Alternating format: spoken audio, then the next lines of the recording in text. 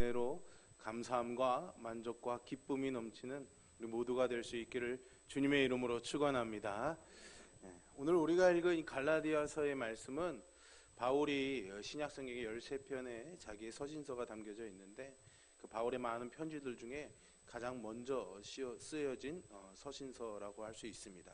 바울이 첫 번째 전도 여행을 하면서 이 갈라디아 교회가 세워졌습니다. 이 당시의 초대교회에는 교인들이 크게 두 부류로 나눠져 있었습니다. 첫째는 유대인이면서 예수님을 믿고 그리스도인이 된 사람들이 있었고요.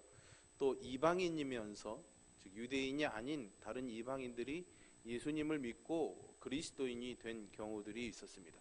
이 갈라디아 교회에는 정확하지는 않지만은 아마도 이 이방인으로서 그리스도인이 된 사람들의 숫자가 아마 압도적으로 좀 많았던 것 같습니다. 바울이 그들에게 복음을 전하고 믿음으로 구원 얻는 도에 대해서 설명해주고 많은 사람들이 그 말씀에 감동을 받고 또 성령을 체험하고 기적을 체험하고 그러면서 예수님을 믿었던 거죠. 바울이 항상 거기서 머물면서 사람들을 가르쳐 줄 수 있었으면 좋았겠지만은요, 그럴 수가 없었습니다. 그래서 이 전도 여행을 다니고 돌아다니니까요. 그래서 자기들끼리 신앙생활을 열심히 해왔는데 문제는 이제 초신자니까 뭐가 잘 맞는지 모르고 혼란스러울 때가 있지 않습니까? 근데 그럴 때 교회에 들어온 유대인으로서 그리스도인 된 사람들이 여러 가지를 이제 이야기하게 됩니다. 야, 그래도 우리가 하나님의 백성인데 하나님의 백성은 하나님이 말씀하신 대로 아브라함에게 약속하신 것처럼 할례도 받아야지 되고 하나님의 백성은 율법도 지켜야지 되는데 너희들은 왜 그런 거 하나도 안 하느냐? 그러니까 자신들의 삶과 맞물려서 그래? 그럼 우리는 정말 진짜 그리스도인이 아닌가? 하나님의 자녀가 아닌 건 아닌가? 이런 이제 혼란이 찾아오게 된 겁니다. 그러다 보니까 유대인들이 뭔가 이 할례도 하고 율법도 막 지키면서 이렇게 하니까 하나님이 우리의 아버지가 되시는 거, 우리는 하나님의 자녀야 라는 그런 모습을 보니까 좋아 보이는 거죠. 그러니까 우리도 그럼 저렇게 하면 되겠구나 이런 생각들을 하게 됩니다. 결국 바울이 믿음으로 구원을 얻는 것이지 율법으로 구원을 얻는 것이 아니다라는 것을 잘 가르쳐 놨는데 갈라디아 교회 교인들이 결국은 이 율법의 요구 앞에 다시 율법의 메인 삶을 살아가게 되었죠. 그래서 바울이 안타까운 마음으로 그들에게 편지를 보낸 것입니다. 여러분, 이 갈라디아 교회 교인들의 문제가 비단 그들의 문제일까요? 오늘 우리의 문제는 또한 아닐까요? 여러분들이 이 예배 가운데 참여하면서 말씀의 큰 은혜와 감동을 받죠. 때로는 어떤 하나님의 은혜를 경험한 분들의 간증을 또 우리가 듣기도 합니다. 그러면 큰 감동이 밀려오죠. 그런데 그런 말씀의 도전, 어떤 다른 사람들의 신앙적인 그런 삶, 그런 것들을 보다 보면은 왠지 내 삶은 초라하거나 거기에 미치지 못해서 괜히 마음이 불편한 경우들이 여러분들 생기지 않습니까? 내 삶은 괜히 문제 있는 것처럼 느껴질 때가 있지 않나요? 직장에서 살아가느라고 또 상사의 눈치도 보고 또 그냥 목구멍이 포도청이니까 열심히 그냥 일하는데 매어 살아가고 뭐 주부들은 가정에서 자녀들 돌보고 살림하느라고 정신없이 살아가고 또 정해진 그 재정 안에서 살기 위해서 이리 재고 저리 재고 그런 한 생활을 해나가다 보면은 왠지 나는 그냥 믿음 없는 삶을 사는 것 같고 그냥 세상에서 속물처럼 살아가는 것처럼 그렇게 느껴지는 경우들이 있지 않습니까? 그럼 내가 좀 뭔가 신앙생활을 하고 믿음의 삶을 살아가는 데 있어서 좀 이걸 잘할 수 있는 게 뭐가 있지 않나 그런 생각들을 해보기 마련이죠. 그게 이제 갈라디아 교인들이 상황이었습니다. 구원받았다고, 믿음으로 구원받았다고 믿고 살았는데 뭔가 그걸로는 확인이 되는 게 없으니까 뭔가 이걸 확인할 수 있는 방법을 찾고 싶었는데 그때 마침 유대인들이 율법에 대해서 얘기하니까 그게 맞고 이러면 되겠구나 그런 생각으로 그걸 받아들이게 된 거죠. 그렇게 율법 뭔가를 잘 지켜나가면은 왠지 자신들의 신앙이 어떤 새로운 경지로 이렇게 올라갈 수 있을 거라는 그런 기대감을 가지게 된 것입니다. 이게 이제 갈라디아 교회의 문제였습니다. 복음이 우리를 자유하게 하는데 그 복음 안에 있는 것을 확인하기 위해서 스스로 율법에 들어가서 메인 사람이 되었던 거죠. 사랑하는 성도 여러분, 원래 야고보서의 말씀대로 의하면은 믿음은 행함에서 나오죠. 행함이 없는 믿음은 죽은 믿음이라고 말합니다. 그래서 믿는 사람들의 신앙은 행함을 통해서 확인할 수가 있습니다. 하지만은요, 그 믿음을 확인하기 위해서 우리의 행함을 조장할 수는 없는 겁니다. 갈라디아 교인들은 자신들의 믿음을 확인하기 위해서 그 행함을 통해서 확인하려는 이 딜레마에 빠지고 말았던 거죠. 예를 들면 여러분, 요리사가요, 자신이 정말 좋아하는 음식을 사람들에게 만들어서 팔면은 자기가 하는 일이 행복하고 즐겁습니다. 그죠? 그런데 자기가 정말 싫어하는 음식도 먹고 살기 위해서 억지로 만들어서 팔다 보면은 그 일하는 게 즐겁겠습니까? 그렇지 않죠. 예. 복음이 그렇습니다. 주님이 주신 은혜와 구원의 감격을 누리고 살아가면은 우리가 살아가는 삶의 모든 것들, 우리가 지켜야 되는 것들이 즐겁고 기쁜 마음으로 행해지게 됩니다. 그러나 그런 것들, 그런 기쁨을 알지 못한 채로 그냥 그렇게 해야만 살아가고 있다는 것, 그렇게 해야지만 내가 뭔가 어떤 존재라는 게 확인이 되는 거에 매어 살아가다 보면 그것이 우리에게 고통스러운 일이 되죠. 이게 율법과 복음의 차이였습니다. 바울은 그래서 이런 문제에 빠져서 믿음의 삶을 잃어버린 갈라디아 사람들을 설득하기 위해서 아브라함의 이야기를 꺼내게 됩니다. 왜냐하면 하나님이 아브라함에게 약속하신 그 약속이 성취되는 그 복, 하나님의 백성이 되는 복에 대해서 사람들이 관심을 갖고 있었기 때문이죠. 율법의 조상인 모세를 부르지 않고 믿음의 조상인 아브라함을 소환해서 아브라함이 믿음으로 의롭다함을 얻었다는 이야기를 오늘 본문에서 펼치고 있습니다. 바울이 이처럼 아브라함을 불러낸 것은 사실은 이 아브라함을 통해서 예수님의 이야기를 하기 위해서였습니다.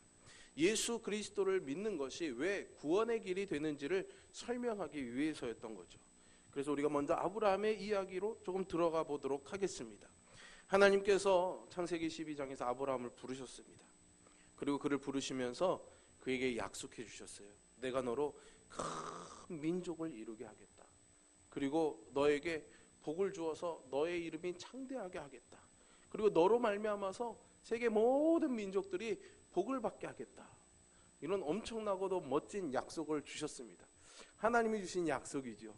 여러분, 그냥 사람들이 지나가는 말로도 야, 너는 정말 잘 될 거야. 너 정말 멋진 사람이 될 거야. 이렇게만 칭찬해줘도 사람이 참 기분이 좋아지지 않습니까? 그러나 천지를 지으신 하나님께서 아브라함을 부르시면서 그런 약속을 해주신 거죠. 아브라함을 통해서 세상 만민을 하나님의 백성이 되게 하시겠다는, 하나님의 나라를 그를 통해서 이루겠다라는 그 약속을 해주신 겁니다. 하나님께서 이런 놀라운 계획을 가지시고 아브라함을 불렀습니다. 그런데 정작 문제는 아브라함의 환경에 있었습니다. 아브라함에게는요, 자녀가 없었습니다. 분명히 내가 너로 큰 민족을 이루겠다고 했는데 혼자서 민족이 될 수는 없잖아요, 여러분. 낳고 뭐가 이렇게 나아져서 자손이 많아져야 민족이 되고 뭐가 일이 되는 건데 자녀 하나 없는 상황이었습니다. 큰 민족을 이루기는커녕 대가 끊길 그런 형국에 처해져 있었던 거죠. 하나님은 그런 아브라함을 부르셨습니다. 큰 민족을 이룰 가능성이 전혀 없는 그 아브라함을 불러내신 것이죠. 그럼에도 불구하고 아브라함은 하나님의 말씀을 신뢰하고 자기의 고향을 떠나서 하나님의 말씀을 따라 가게 되는 겁니다. 그래서 하나님이 그런 아브라함의 믿음을 의롭다 여겨주셨던 거죠. 아브라함이 하나님의 말씀을 따라서 가나안 땅에 도착해서 세겜 땅에 이르게 되었을 때 그가 상수리 나무 아래에서 하나님께서 그에게 그 땅을 그의 자손들에게 주시겠다고 약속하십니다. 문제는 그 약속을 받았는데 그 약속을 이어받을 상속자가 여전히 없었습니다. 약속은 끊임없이 해주시는데 그 약속을 이룰 만한 가능성은 아브라함이 보기에는 없는 거예요. 지금 하나님의 말씀은 거창한데 그의 삶의 형편은 아주 초라했던 겁니다. 하나님의 말씀과 그의 삶에 너무나 큰 간격이 있었던 거죠. 아브라함이 이 커다란 간격이 너무나 신경이 쓰였습니다. 하나님이 자기에게 약속해 주신 이 약속을 물려받을 상속자가 없다는 것이 마음에 너무 걸렸습니다. 그런데 또 하나님이 아브라함에게 찾아오셔서 내 몸에서 날 자가 내 상속자가 될 것이고 그의 자손이 하늘의 별처럼 많게 될 것이다. 계속 이런 약속을 하고 계시는 겁니다. 그러나 아브라함과 사라 사이에는 여전히 아이가 없었습니다. 무엇 하나 변한 게 없었고, 더군다나 시간은 계속 흘러가서 사라가, 그의 아내였던 사라가 결국 나이가 너무 많아서 이제는 도저히 아이를 낳을 수 있는 상황이 안 돼 버린 거죠. 육체적인 가능성이 다 끝나버렸습니다. 자식을 얻을 수 있는 가능성은 완전히 제로 상태에 되어버리고 만 것이죠. 상황이 이렇게 되니까 사라가 아브라함한테요, 차라리 자기 여종인 하갈을 통해서라도 아이를 얻어야겠다라고 제안을 하게 됩니다. 아브라함이 이 사라의 제안에 따라서 하갈에게서 아이를 낳습니다. 그 아이가 이스마엘이죠. 이때가 아브라함이 86세가 되던 해였습니다. 아브라함이 이 이스마엘을 얻고 나서 그랬겠죠. 이제 이 아들이 이 약속을 이어가겠지. 그런데 하나님에게는 그 아들이 아니었습니다. 그로부터 13년이 지난 아브라함이 99살이 되었을 때 하나님께서 또 아브라함을 찾아오셔서 말씀해 주셔요. 사라가 아들을 낳을 거라고요. 그리고 그 이름을 이제는 구체적으로 이삭이라 하라고 이름까지도 가르쳐 주십니다. 그리고 그 아들과 언약을 맺어서 그 후손에게 영원한 언약이 되야겠다고 그렇게 약속해 주십니다. 그리고 정말로 기적같이 1년 뒤에 그의 나이 100세 때에 이삭을 낳게 되죠. 이상에 이렇게 살펴본 이 아브라함의 이야기에서 아주 중요한 두 가지 사항이 있습니다. 첫째는 하나님의 언약입니다. 하나님이 아브라함과 세운 언약이 있죠. 끊임없이 상황은 전혀 자녀가 없는 그 상황에서도 하나님이 계속해서 아브라함에게 약속해 주십니다. 그건 뭡니까? 하나님께서 그 약속을 이루시겠다는 겁니다. 아브라함의 상황과 형편이 어떠하든지, 그가 그런 능력을 가졌든지 안 가졌든지 간에 하나님이 약속하셨으니까 그 약속은 이루신다라는 거죠. 사랑하는 성도 여러분, 하나님의 언약은 항상 우리에게 신실한 줄 믿으시기를 바랍니다. 내가 자격이 없는 것 같아도, 내게는 그런 가능성이 전혀 없는 것 같아 보일지라도 하나님이 약속하셨다면, 하나님이 우리에게 복을 주시기로 약속하셨다면 그 복은 언제나 우리 가운데 이루어지는 줄 믿으시기를 바랍니다. 그게 믿음입니다. 상황이 보이지 않고 가능성이 없어도 하나님이 말씀하셨기 때문에 이루어질 것이라고 믿는 그 믿음, 거기서 결코 흔들리지 않는 것, 그것이 바로 진정한 믿음인 것이죠. 언제나 언약에 신실하신 그 하나님을 기억하시기를 바라고요. 우리가 성경을 읽을 때에도 하나님이 아브라함에게 하신 언약을 어떻게 지켜가는지를 유심히 잘 살펴보아야지 됩니다. 사실은 구약 성경에 나타나는 이 아브라함 이후로 나타나는 출애굽과 또 왕국 사사시대와 왕국시대, 이 이스라엘의 역사를 가만히 말씀을 통해 읽어보면 사실은 그 모든 것들이 하나님이 아브라함에게 하신 이 언약을 이루어가는 일련의 하나님의 역사들이 계속해서 이어지고 있다는 것을 우리가 확인할 수가 있습니다. 두 번째로 중요한 것은 아브라함의 후손이 누구냐 하는 것입니다. 여러분, 아브라함의 후손이 누구입니까? 성경이 말하는 아브라함의 후손은 그가 하갈에게서 나왔던 이스마엘이 아니라 이삭이라고 말합니다. 물론 육체적으로 본다면 이스마엘도 아브라함의 후손이죠. 더군다나 먼저 태어났으니까 장자의 권리를 가질 수 있다라고도 말할 수 있습니다. 그런데 성경은 묘하게도 이스마엘을 가리켜 아브라함의 후손이라고 말하지 않습니다. 성경은 항상 이삭을 가리켜서 아브라함의 후손이라고 말합니다. 또 하나님은 하갈에게서 낳은 이 이스마엘과는 어떤 언약도 하지 않습니다. 오직 사라에게서 낳은 이삭에게만 언약을 하고 계시는 거죠. 왜 그러셨을까요? 중요한 사실이 있습니다. 이삭이 어떻게 태어나느냐를 우리가 보아야지 됩니다. 이삭이 어떻게 태어났습니까? 아브라함과 사라가 그들의 능력으로 이삭을 낳았습니까? 그렇지 않습니다. 이삭을 낳을 가능성이 전혀 없는, 이미 사라의 몸에는 아이를 낳을 능력이 이미 사라져버린 그 상태에서 이삭이 태어나게 된 거죠. 그러면 이 이삭은 엄밀히 말해서 아브라함의 혈통으로 태어난 씨가 아니라 하나님의 약속에 의한 씨라고 말할 수가 있습니다. 하나님의 말씀이 낳은 아들이지요. 하나님의 능력과 은총으로 얻은 아들이요 언약의 아들입니다. 아브라함의 후손은 그렇게 처음부터 육체적인 혈통을 따라 낳은 아들이 아니었습니다. 만약 그랬다면 이스마엘이 하나님의 이 약속을 이어가는 아들이 되어야 되죠. 육체의 씨가 아니라 하나님의 언약의 씨가 중요했습니다. 아브라함의 이야기가 우리에게 전해주는 핵심적인 메시지가 바로 이것입니다. 바울이요, 이 사실을 꿰뚫어 보고 있었습니다. 그저 그냥 하나님이 아이 못 낳는 사라에게 아이를 낳는 놀라운 기적을 행해 주신 분이시다, 이게 아니라 하나님의 약속은 인간의 혈통으로 태어난 자녀가 아니라 하나님의 약속에 의해 태어난 그 자녀에게서 이어진다라는 것을 보여주셨고, 바울은 그 사건이 그것을 말해주고 있다는 것을 알고 있었어요. 그래서 아브라함의 진짜 후손이 누구인지를 알고 있었습니다. 그래서 갈라디아 교회 성도들에게 전합니다. 여러분, 우리가 읽은 본문에서 조금 뒤로 가셔서 16절의 말씀을 한번 보시기 바랍니다. 16절의 말씀이에요. 이 약속들은 아브라함과 그 자손에게 말씀하신 것인데 여럿을 가리켜 그 자손들이라 하지 아니하시고 오직 한 사람을 가리켜 내 자손이라 하셨으니 곧 그리스도라. 아멘. 여러 자손이 아니라, 그러니까 아브라함의 몸에서 태어난 자녀, 자녀손, 자녀, 그 또 후손들 이런 그런 많은 민족이 된 이스라엘이 아니라 단 한 자녀만이, 한 자녀에게 하나님이 언약을 이루신다라고 말씀하고 계신데, 그 자녀가 누구냐? 바로 그리스도다라고 말해주고 있는 것이죠. 약속들이 어떤 약속들입니까? 하늘의 자손들이 하늘의 별처럼 많게 될 것이라는, 그리고 땅의 모든 족속이 그로 인해서 복을 얻게 될 것이라는 약속이죠. 또 가나안 땅과 그 모든 것들을 아브라함과 그의 후손들이 영원한 기업으로 얻게 하겠다는 약속이기도 합니다. 바울이 이 약속을 환기시킨 이후에 자손의 문제를 꺼낸 겁니다. 이 약속은 사실 한 사람의 자손을 향한 약속이라는 거죠. 여러 자손을 향한 약속이 아니라 바로 예수 그리스도를 향한 약속이라는 것을 말해주고 있습니다. 이삭은 그런 그리스도를 보여주고 있는 겁니다.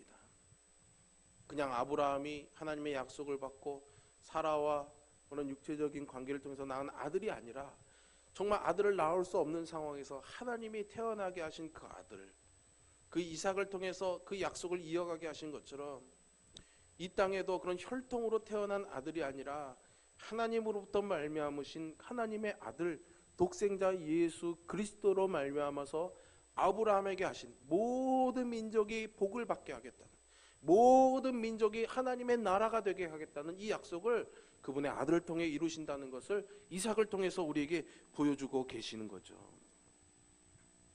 이 말을 듣는 갈라디아 교회 교인들의 마음이 어땠을까요? 갈라디아 교인들이 아까 제가 말씀드린 이방인이면서 그리스도인이었던 이방인 출신들이 훨씬 많았다고 제가 먼저 말씀을 드렸습니다. 그들에게는 언제나 핸디캡이 유대인들의 전통이었어요. 예수님이 유대인이었잖아요. 그죠? 그리고 그 유대인들이 믿던 하나님이 이스라엘을, 민족을 구원하시겠다고 아들 독생자를 보내주신 거잖아요. 그러니까 초대교회만 해도 모든 신앙과 교회의 전통의 근간이 이 유대인들의 신앙적 전통에 근거를 두고 있었습니다. 그러니까 이방인들이 보기에는 유대인들이 할례하는 것, 율법을 지키는 것, 그런 것들이 얼마나 대단해 보였을까요? 그런데 이 바울이 아브라함의 이야기를 꺼내면서 이삭은 비록 아브라함의 아들이기는 하지만은 그가 혈통으로 태어난 아들이 아니었고 그 약속의 아들로 태어난 것이고, 그 아들이 오늘날 우리에게 오신 이 바로 예수 그리스도, 우리가 믿는 예수 그리스도이시기 때문에 너희들이 이방인이라는 것이 하나님의 자녀가 되는 것에 아무 문제가 없다라는 거예요. 율법을 지켜야 그것을 확인할 수 있는 것이 아니다라는 거죠. 예수님을 믿으면, 그 약속을 이루신 예수님을 믿으면 너희도 아브라함의 후손이다, 너희도 하나님이 약속하신 그 약속의 후손이다, 이것을 증거해주고 있는 것입니다. 그래서 오늘 우리에게도 마찬가지입니다. 아브라함에게 하신 약속을 이루실 분은 오직 예수 그리스도인데, 예수 그리스도는 육체의 씨로 오시는 분이 아니라 약속의 씨로 오시는 분이시기 때문에 우리는 그분을 바라봐야 하는 것이죠. 하나님께서 이것을 증명하시기 위해서 아브라함을 부르셨고, 자녀가 없는 아브라함을 부르셨고, 사라가 정말 여자로서 아이를 낳을 수 있는 그런 육체적인 상황이 모두 다 끝날 때까지, 나이가 될 때까지 하나님이 기다리고 기다리셨던 것입니다. 결국 아브라함의 이야기가 우리에게 전해주는 메시지는 이것입니다. 하나님이 아브라함에게 약속하신 복은 아브라함의 육체적인 후손을 통해서 성취되는 것이 아니다.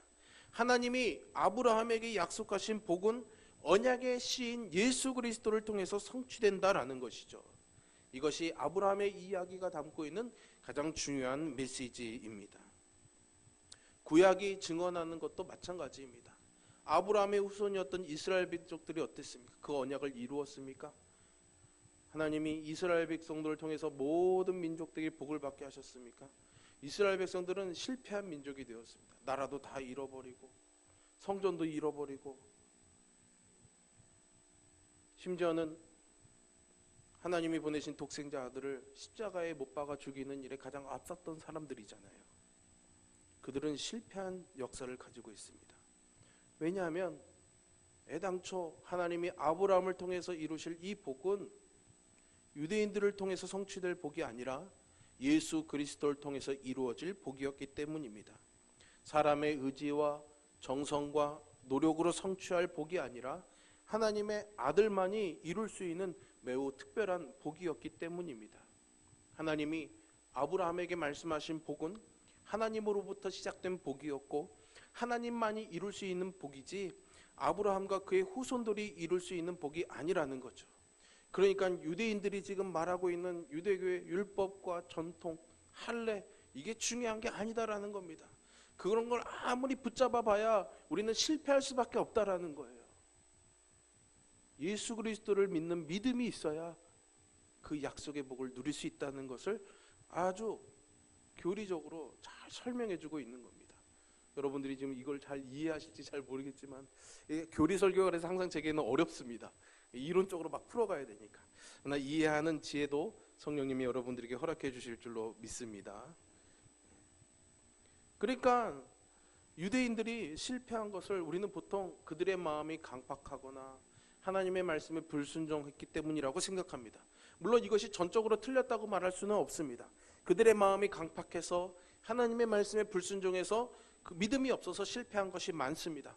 그런 일들은 참 많이 있습니다. 그러나 그것은 겉으로 드러난 사실입니다. 사실은 본질적으로는 이스라엘 민족을 통해서는 그 모든 것들이 다 완성될 수가 없었던 것이죠.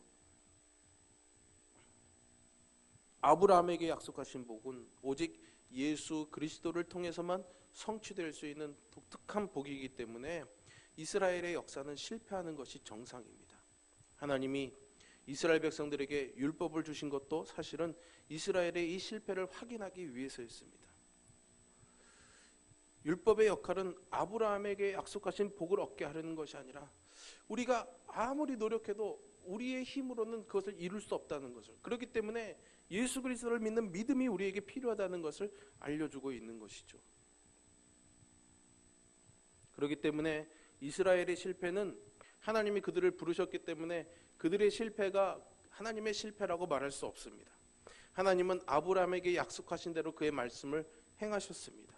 당신의 아들을 이 땅에 보내서 십자가에 죽게 하시고 또 부활하게 하심으로 인해서 아브라함에게 약속하신 복을 우리 모두가 누리도록 이루신 것이죠. 온 땅의 민족들을 불러내어서 아브라함의 자손으로 삼아주신 것입니다. 그렇기 때문에 우리는 하나님이 이미 이루신 이 복에 어떻게 하면 됩니까? 참여하면 되는 겁니다. 믿으면 되는 거죠. 여기에 참여하기 위해서 뭔가 자격을 갖추고 와야 되고 거기에 있다는 것을 확인하기 위해서 뭔가 자격을 갖추기 위한 행동들을 해야 될 필요가 없다라는 겁니다. 그저 하나님이 이루셨다는 이 사실을 신뢰하며 감사한 마음으로 우리가 받아들이면 된다라는 것이죠. 그래서 오직 믿음으로 우리가 구원을 얻게 되는 줄로 믿으시기를 바랍니다. 하나님이 우리에게 이것을 말씀해 주고 싶으셨던 거예요. 내가 너희들을 위해서 아들을 보내 죽지 않게 내 마음을 너희들이 알아야 되지 않겠느냐. 뭔가를 자꾸만 행함으로 인해서 그걸 확인하려고 하지 마라. 너희들이 그렇게 하지 않아도 나는 이미 너희들을 사랑한다. 너희들이 그렇게 하지 않아도 나는 이미 너희들이 구원받을 수 있는 이 길을 열어놨다. 그러니까 이 길로 와. 그냥 믿고 오기만 하면 되는데 옷을 갖춰 입으려고, 뭘 갖추고 오려고 그러고, 뭘 들고 오려고 그러고, 그렇게 하지 말라는 거죠. 우리의 신앙은 어떻습니까, 여러분? 우리들도 예수님을 믿는 믿음으로 구원 얻는다는 것을 잘 알고 있습니다. 그런데 너무 간단하고 쉬우니까 왠지 마음이 허전합니다. 하나님이 나를 구원하신 구원의 은혜가 얼마나 큰지를 아는데 그냥 믿는 거 하나만으로 받는다고 생각하니까 마음이 허전한 거 아닐까요? 그러니까 뭔가를 해야 된다고. 나는 여기서 뭔가 역할을 하지 않는 것에 대해서 불편한 마음을 갖고 있을 수도 있습니다. 그러나 여러분, 사실은 우리의 삶이라는 것 자체가 어떻습니까? 우리가 살아가는 이 세상은 어떻습니까, 여러분? 우리가 사는 이 세상을 우리가 만들었습니까? 내가 만든 땅에서 내가 만든 태양의 빛을 받으며 내가 만든 물을 마시고 우리가 살아가고 있습니까? 전혀 그렇지 않죠. 우리는 하나님이 창조하신 이 세상 가운데서 우리의 몸을 담그고 살아가고 있습니다. 내가 만들지 않은 물 덕분에 우리가 마시고 살아가고 있고요. 내가 만들지 않은 나무 덕분에 살아가고 있고요. 내가 만들지 않은 꽃과 벌 덕분에 맺혀지는 과실들을 먹고 우리가 살아가고 있지 않습니까? 이런 것을 안다면은 우리에게 주어진 모든 것들을 우리가 감사하며 하나님께 우리의 삶을 의탁할 수밖에 없는 것입니다. 어떻게 보면 우리는 아무것도 한 거 없이 그냥 하나님이 너 이렇게 살아야 돼 라고 살아가는 그 속에서 수동적으로 살아가는 것 같지만, 이 은혜를 아는 사람은 그 안에서 정말 적극적이고 감사하고 기뻐하는 마음으로 창조적인 삶을 살아가게 될 줄 믿으시기를 바랍니다. 우리 모두는 우리가 창조한 것 하나 없는 이 세상을 살고 있는데, 여러분, 구원은 어떻습니까? 구원은 창조보다 더 위대하고 값지고 놀라운 일인데, 하나님이 그 구원을 다 이루어 놓으셨다고 해서 하나님이 이루어 놓은 그 구원을 우리가 값없이 받는다고 해서 우리가 부끄러워할 이유가 있을까요? 우리의 자존심이 상해야 될 이유가 있을까요? 우리가 만들 수 있는 게 뭐가 있겠습니까? 우리는 태양도 물도 바람도 곡식도 어느 것도 우리가 스스로 만들 수 없는 그런 존재입니다. 우리의 구원도 마찬가지입니다. 우리의 구원도 우리 스스로가 뭔가 해서 만들어가고 이루어갈 수 있는 것은 없습니다. 우리는 하나님을 통해서만 살 수 있고 하나님을 통해서만 구원을 받을 수 있는 존재입니다. 이것을 감사하고 기뻐하고 영광스러워해야 하는 것이죠. 더 이상 갈라디아 교회 교인들이 빠졌던 이 문제와 갈등에 우리가 매여 살 이유가 없는 것입니다. 우리의 믿음은 우리의 행함에서 드러나지만 우리의 행함으로 우리의 믿음을 다 증명할 수는 없습니다. 하나님은 우리의 마음의 중심을 보십니다. 그러나 우리는 인간의 행동을 보게 됩니다. 더더군다나 우리 대한민국 사람들, 대한민국에 있는 성도들은 마치 유대교 그리스도인들이 유대인의 전통에 매여 있는 것처럼 우리도 유교라는 관습, 습관에 굉장히 많이 배어 있습니다. 그래서 겉으로 어떻게 보여지는가가 굉장히 중요하다고 생각합니다. 그래서 우리가 정말 그 음식을 즐거워하지 않으면서도 그냥 내가 요리사라는 걸 증명하기 위해서 온갖 냄새와 견디기 힘든 상황을 견뎌가면서 억지로 막 음식을 만들어내는 그런 삶을 살아가고 있는 것은 아닐까요, 여러분? 하나님이 우리에게 원하시는 믿음의 삶은 그런 것이 아닙니다. 음식의 맛이 얼마나 맛있고 즐거운지를 알고 그것을 즐기면서 즐겁게 그것을 만들어가는 삶을 살기를 하나님이 원하고 계시는 거죠. 그것이 복음이 우리에게 주는 자유입니다. 그것이 복음이 우리에게 주는 기쁨입니다. 여러분, 이 기쁨과 즐거움이 여러분들의 삶에 풍성할 수 있기를 간절히 소망합니다. 복음은 결코 우리를 매이게 하지 않습니다. 복음은 결코 우리를 부자연스럽게 만들지 않습니다. 복음은 우리를 자유하게 합니다. 우리의 신앙이 우리의 행함으로 드러나는 삶, 또 행함이 우리의 믿음을 증거하는 그 삶 사이에서 한쪽에 치우치지 아니하고 하나님이 인도하시는 믿음의 길을 따라가면서 이 복음의 삶을 살아가는 저와 여러분이 될 수 있기를 주님의 이름으로 축원합니다. 함께 기도하겠습니다. 사랑의 아버지 하나님, 오늘도 우리에게 귀한 말씀의 은혜 허락하심을 감사합니다. 하나님이 우리를 다 그 약속대로 아브라함의 자손으로 우리를 불러주시고 예수 그리스도를 통해서 이 약속의 성취를 이루게 하시는데도 불구하고 우리는 하나님의 말씀이 아닌 세상의 것들과 세상의 염려와 세상의 방법들에 매여 살아가는 연약함들이 여전히 있습니다. 우리를 다시금 하나님의 약속을 확인하게 하시며 하나님의 구원의 자리에, 복의 자리에 불러주심을 감사합니다. 말씀을 기억하며 하나님의 은혜에 잇대어 살아가는 우리가 되게 인도하여 주시옵소서. 예수님의 이름으로 기도합니다. 아멘.